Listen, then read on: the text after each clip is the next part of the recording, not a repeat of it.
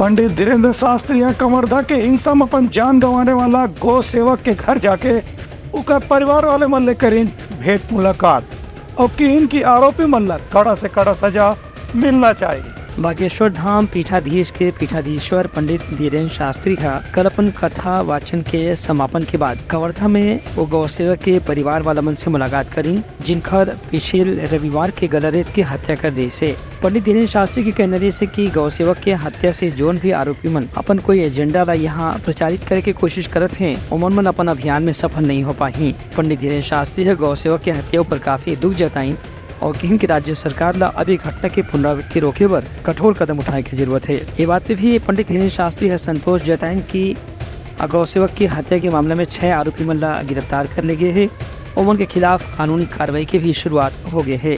Bureau report उत्तलंघा news.